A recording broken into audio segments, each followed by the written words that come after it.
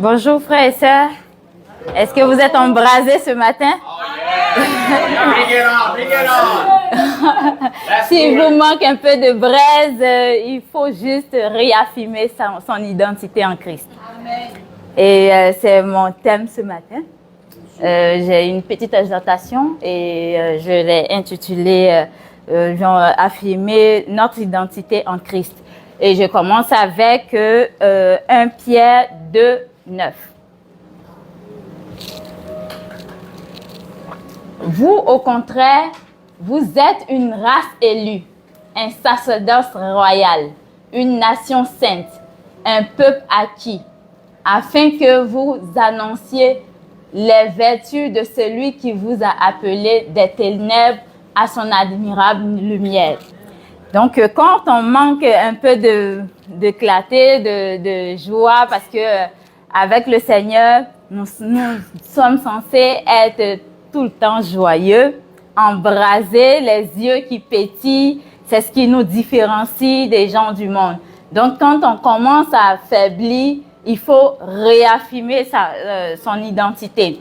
Je pense là parce que l'identité, c'est quelque chose dans le monde que tout le monde se cherche. Tout le monde cherche qui il est. On voit avec les LGBTQ, tout ça, c'est parce que tout le monde se cherche. Même en Christ, on doit savoir qui nous sommes. Avoir un remarque de qui nous sommes, c'est-à-dire l'enfant chéri de Dieu, princesse, tout ça. Se rappeler que nous sommes des créatures merveilleuses, comme le dit la parole de Dieu. Donc, ce verset-là nous encourage à comprendre et à affirmer notre identité et à vivre selon elle dans notre quotidien. Parce que c'est facile de s'oublier, surtout que je pense que la dernière fois, après, lors de notre réunion, c'est comme venu de parler de l'approbation qu'on cherche. Nous sommes des êtres sociaux et on est sensible à ce que les autres pensent de nous. On cherche l'approbation, soit on a envie de compliments ou on a peur de critiques.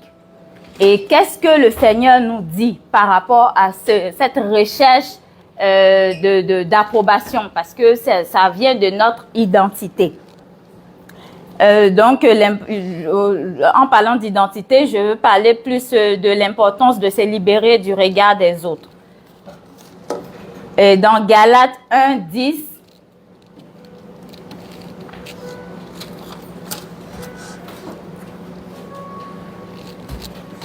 il est écrit « Et maintenant, est-ce la faveur des hommes que je désire ou celle de Dieu? Est-ce que je cherche à plaire aux hommes? Si je plaisais encore aux hommes, je ne serais pas serviteur de Christ. » Dans le fond, ce verset nous rappelle de nous centrer, de centrer notre vie sur l'approbation de Dieu plutôt que sur celle des hommes. Cela nous aide à rester fidèles à nos convictions, même face aux critiques et face aux éloges. Parce qu'on a tendance à rechercher les éloges ou à avoir peur des critiques. Et en faisant cela, on ne peut pas vraiment marcher selon notre propre conviction. Donc, en tant qu'enfant de Dieu, il faut vraiment s'affirmer, savoir qui nous sommes en Christ, pas par rapport aux autres, pas parce que les autres vont t'acclamer ou ils vont te critiquer. Et Proverbe 29, 25 parle de cela. La crainte des hommes tend un piège, mais celui qui se confie en l'Éternel est protégé. Dans le fond, la peur de ce que les autres pensent peut nous piéger, mais la confiance en Dieu nous libère et nous protège. Donc, il est très important de savoir où est-ce qu'on s'aligne, qui nous sommes, affirmer tout le temps notre identité pour toujours avoir les yeux qui pétillent. Et c'est en cela qu'on va attirer les autres et qu'on sera un témoignage. on sera une référence. Comme le Seigneur nous dit que nous devons être sel et lumière de la terre, c'est-à-dire donner goût à la vie aux autres.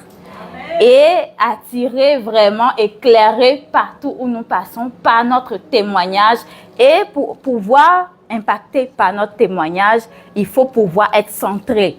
Il faut pouvoir savoir qui nous sommes en Christ, pas par rapport aux autres. Donc, il est important de se libérer vraiment de ce joug-là qui entraîne tout le monde. Et ça, dans le monde, on met un nom à cela, l'anxiété sociale, tellement qu'on a peur, ça devient compliqué. Mais ça peut arriver aussi, étant chrétien, si on s'affirme pas vraiment, on n'affirme pas notre identité. Donc, il faudrait qu'on se rappelle que l'approbation qui a plus de valeur, c'est l'approbation de Dieu. Et dans 1 Thessaloniciens 2, 4, il est écrit « Mais selon que Dieu nous a jugés dignes de nous confier l'Évangile, ainsi nous parlons, non comme pour plaire à des hommes, mais pour plaire à Dieu qui sonde nos cœurs. » Dans le fond, ne pas oublier notre objectif ultime, qui est de plaire à Dieu, qui connaît les intentions profondes de nos cœurs plutôt que les hommes. Parce que nous, les humains, nous sommes versatiles.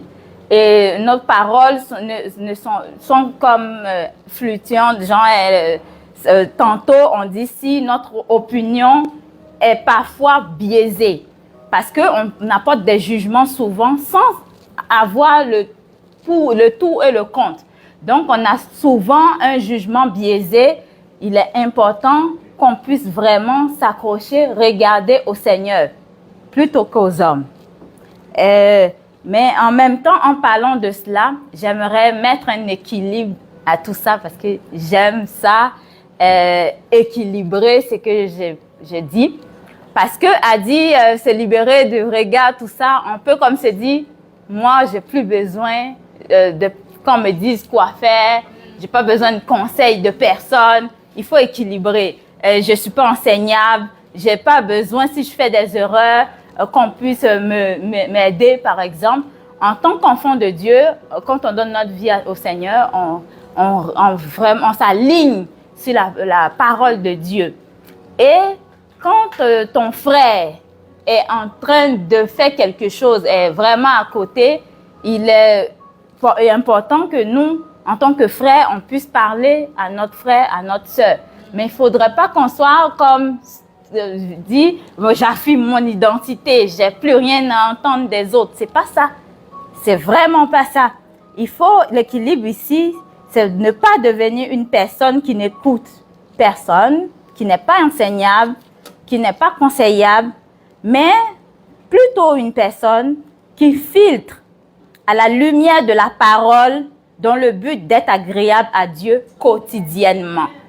Donc, si tu me dis quelque chose, il faudrait que, en tant qu'enfant de Dieu, je puisse être honnête avec moi-même, avec le Seigneur, et prendre tout ce que tu me dis à la lumière de la parole, en filtrant vraiment pour pouvoir m'aligner, pour pouvoir être agréable à Dieu, parce que c'est notre objectif ultime.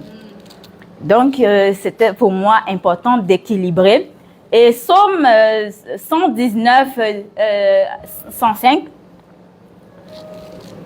nous dit « Ta parole est une lampe à mes pieds et une lumière sur mon sentier. » Dans le fond, que la parole de Dieu soit une lampe à nos pieds, une lumière sur nos sentiers, afin que nous puissions véritablement, quand quelqu'un nous parle, écouter et regarder à la lumière de la parole.